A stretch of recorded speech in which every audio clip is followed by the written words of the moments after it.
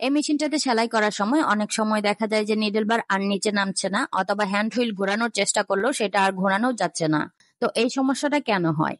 অনেক সময় দেখা যায় যে ববিন হোল্ডারের মধ্যে সুতা পেঁচিয়ে এই সমস্যাটা তৈরি হয়। তো ববিন হোল্ডারের ভিতরে সুতা পেঁচিয়ে গেলে সেই সমস্যাটার সমাধান কিভাবে করতে হবে এবং এই ববিন হোল্ডারটা কিভাবে খুলতে হবে এবং লাগাতে হবে সবকিছু দেখাবো এই ভিডিওতে। আমি সেলাই করার সময় হঠাৎ করেই নিডল বারটা আর নিচে নামছিল না, আর হ্যান্ড হুইলও ঘোরানো যাচ্ছিল না। তো এই সমস্যাটা চেক করার জন্য প্রথমে আমি মেশিনের যে ঢাকনাটা আছে সেটা খুলে নিচ্ছি।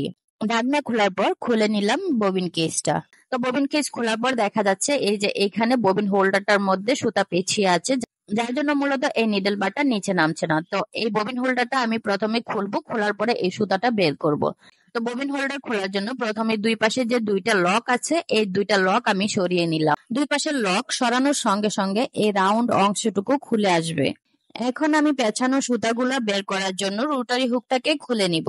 তো সামনের অংশটুকু ধরে হালকা টান দিলেই রোটারি হুকটা ছুটে আসবে। রোটারি হুকটা বের করে পেঁচানো সুতাগুলাকে পরিষ্কার করে নিলাম। তো রোটারি হুকটা বের করার সঙ্গে সঙ্গে দেখা গেল যে নিডল বার উপরে নিচে ওঠানামা করতেছে, অর্থাৎ সমস্যার সমাধান হয়ে গিয়েছে। এখন এই ববিন হোল্ডারটাকে কিভাবে আমি সেট করব? প্রথমে লাগিয়ে নিতে হবে রোটারি হুক।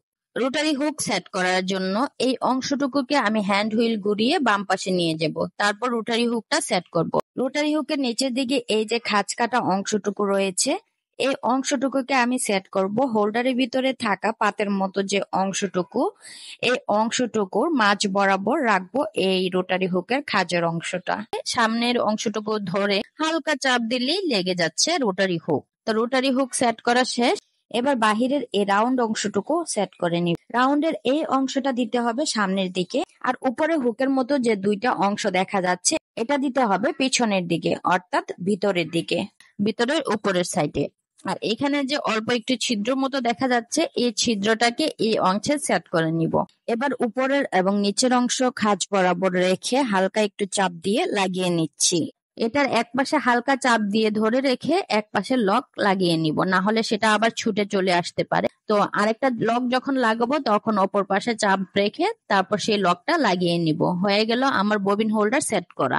তো সমস্যার সমাধান তো হয়ে গেল। এবার ববিন কেস লাগিয়ে নিলাম। তো চলো এখন আমি সেলাই করে দেখাচ্ছি ঠিক মতো সেলাই হচ্ছে কিনা। এই যে দেখো আমি একটা কাপড়ের টুকরা নিয়ে নিলাম, তারপর আমি সেলাই করছি।